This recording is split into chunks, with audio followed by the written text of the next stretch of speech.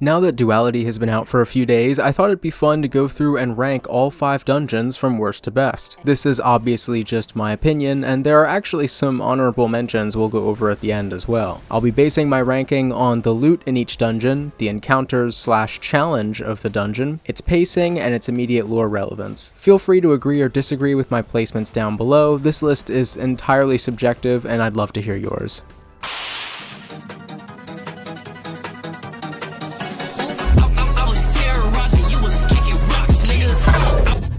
Alright, so starting the list off at number 5, and probably surprising no one, I have Shattered Throne. Now, I don't hate Shattered Throne, in fact, I don't dislike any of the dungeons, and this was Bungie's first dungeon, so I'm going to cut it a little bit of slack, but I have a couple problems with it, the first of which is the loot. Shattered Throne really doesn't have any exclusive loot you can get from it aside from the Wishender exotic bow, so if you don't care for Wishender, you don't really need to do Shattered Throne. Shattered Throne to me is also just not very challenging compared to the other dungeons, and none of the encounters really stand out to me as being memorable. There is some lore in the Shattered Throne, although it doesn't really take the center stage, and therefore I don't think really elevates this dungeon at all. The final boss room is cool, and the 3 Darkblade Knights there are a nice shakeup. However, the boss is so easy that it's just another reason to put this dungeon in 5th place. One thing I will say is I think the pacing here is actually really good. There's never really a dull moment, and I appreciated that. Alright, moving into 4th place, this gets a lot more challenging. I knew going in that Shattered Throne would be in 5th place, though the next 4 weren't as easy to position. But the number 4 spot ended up going to Pit of Heresy. So in terms of loot, Pit of Heresy doesn't really have anything super unique to it. You could argue that Xenophage is the Pit of Heresy exotic, and I think a decent argument could be made there. But it doesn't have any other exclusive legendary weapons or armor pieces. The Masterworked Dreambane armor that you get at the end is a nice touch, but nowadays with Artifice armor and Raid armor, that's just not that big of a draw. I do think Pit of Heresy is a much nicer challenge than Shattered Throne is though, and the Ogre encounter is actually really cool. Although I don't really love the final boss, and I feel like the Ogre encounter is a lot more memorable than the final boss. I don't think the pacing is quite as good as Shattered Throne, but it's definitely not bad. There also aren't very obvious story implications, although I do feel like Pit of Heresy is the most dungeon feeling of all the dungeons, at least atmospherically. Moving on to the number 3 slot, I have Grasp of Avarice. Now, in terms of loot, Grasp of Avarice is very fleshed out. This dungeon, of course, has its own armor set, its own weapon loot table, and its own exotic, Gallarhorn. So the rewards here are very worth it. Though as we move into the second half of the list, Avarice loses some points for me in its encounters. The encounters are cool, but I find the final boss to be more forgettable than the Ogre and the Sparrow run. I also feel like the dungeon really slows down in the second to last encounter, the one where you throw explosives through a man cannon. In addition to this, the dungeon mechanic, where you pick up engrams and bring them to a crystal, I don't think is as good as some of the other dungeon mechanics on here. You can't knock this dungeon too heavily on the lore front since it's more unique and kind of just meant to be fun, so I won't ding it too hard for that. Some creative puzzles and encounters, just not a very great final boss in my opinion, and also has some pacing issues. Now before we move into the final 2 spots, I do want to give some honorable mentions. Now you may be wondering, well, there's only 5 dungeons, how do we have any honorable mentions? Well, here's how. Our first honorable mention is Eater of Worlds, Bungie's first dungeon, because dungeons to me are just kind of what raid layers should have been. Eater of Worlds was not a very good raid, but it would have made a pretty good dungeon. Our last honorable mention is Crota's End, Bungie's first dungeon. Alright, in all seriousness, these last 2 were really hard to place, and I shuffled them around a lot. I think you could make a really good case for both of these dungeons being number 1, but for me,